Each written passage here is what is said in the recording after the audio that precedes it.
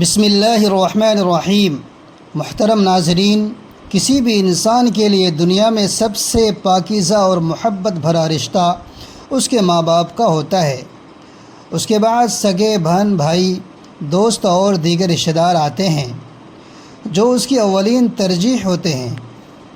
بعض رشتے تو اس قدر اہم ہوتے ہیں کہ ان کے بغیر زندگی ناممکن لگتی ہے۔ لیکن سوال یہ ہے کہ کیا جنت کی ابدی زندگی میں یہ رشتے ہمارے ساتھ ہوں گے؟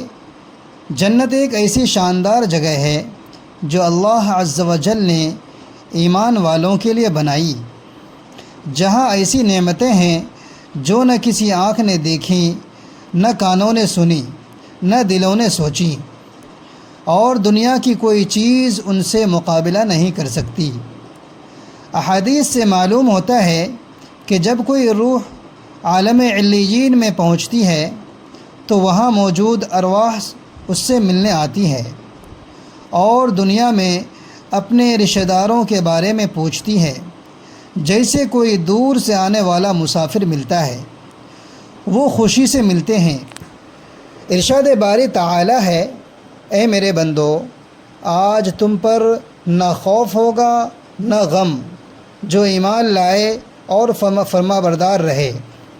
تم اور تمہاری بیویاں خوشی سے چمکتے چہروں کے ساتھ جنت میں داخل ہو جاؤ، جہاں سونے کے پیالے اور گلاس پیش کیے جائیں گے، اور ہر وہ چیز ملے گی جس کی دلوں کو خواہش اور آنکھوں کو لذت ہو۔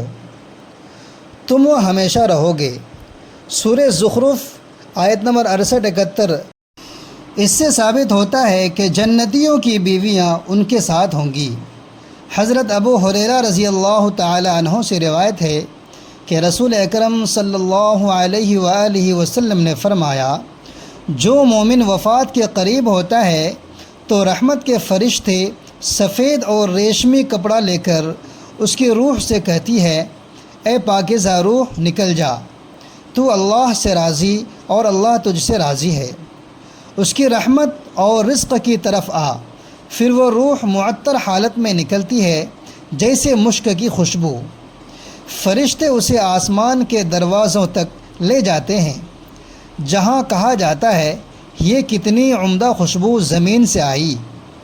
پھر اسے ایمان والوں کی ارواح کے پاس لے جایا جاتا ہے، جو ایسی خوشی مناتی ہے جیسے کوئی بچھڑا ہوا ملے۔ وہ پوچھتی ہیں کہ فلاں شخص نے کیا کیا؟ اگر کوئی مر چکا ہو اور نہ آیا ہو، اس کی روح نہ آیا ہو، تو کہتی ہے کہ وہ جہنم میں گیا ہوگا۔ نبی صلی اللہ علیہ وآلہ وسلم نے فرمایا کہ تمہارے اعمال عالم برزخ میں رشتہ داروں کے سامنے پیش ہوتے ہیں۔ نیک اعمال پر وہ خوش ہوتے ہیں اور دعا کرتے ہیں، اے اللہ اپنا فضل جاری رکھ اور نیک موت عطا فرما۔ گنہگار کے اعمال پر کہتے ہیں، اے اللہ اس کے دل میں نیکی ڈال۔ سورہ طور آیت نمبر 21 میں ہے کہ جو ایمان لائے اور ان کی اولاد نے ان کی پیروی کی، اللہ ان کی اولاد کو ان کے ساتھ ملا دے گا بغیر ان کے اعمال کم کیے۔ حضرت ابن عباس رضی اللہ تعالیٰ عنہ فرماتے ہیں کہ اللہ مومن کی آنکھوں کو ٹھنڈا کرنے کے لیے اس کی اولاد کو اس کے درجے تک بلند کر دیتا ہے، چاہے وہ اعمال میں کم ہو۔ جنت میں رشتہ دار ایک دوسرے کو پہچانیں گے اور ملتے رہیں گے۔ جو لوگ نیک اعمال یا توبہ کے بعد جنت میں جائیں گے، ان کی ہر خواہش پوری ہوگی، بشمول یہ کہ ان کے گناہ بھلا دیے جائیں گے، کیونکہ جنت امن اور سکون کی جگہ ہے جہاں منفی خیالات نہیں۔ سورہ بقرہ آیت نمبر 25 میں ہے، ایمان والوں اور نیک عمل کرنے والوں کو جنتوں کی خوشخبری دو، جہاں نہریں بہتی ہیں، جب وہ پھل کھائیں گے تو کہیں گے، یہ تو وہی ہے جو پہلے دیا گیا تھا۔ انہیں پاکیزہ بیویاں ملیں گی اور وہ ہمیشہ رہیں گے۔ ایک حدیث میں ہے کہ جنتی کو رشتہ داروں سے ملنے کی خواہش ہوگی تو اس کا بستر اسے ان تک لے جائے گا۔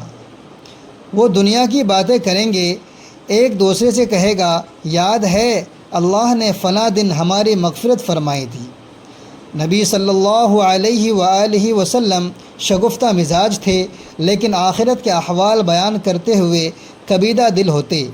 امام عسقلانی رحمۃ اللہ علیہ فرماتے ہیں کہ آپ دنیاوی امور پر تبسم اور آخرت کے امور پر ہنستے تھے۔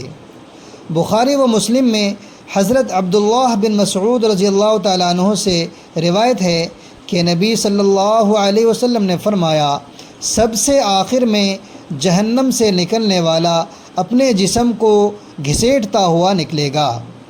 اللہ فرمائے گا، دوزخ سے نکل جا۔ وہ کہے گا، بابرکت ہے وہ ذات جس نے مجھے نجات دی۔ پھر اسے ایک درخت دکھایا جائے گا، وہ کہے گا، مجھے اس کے قریب کر دے تاکہ اس کا سایہ اور پانی حاصل کر سکوں۔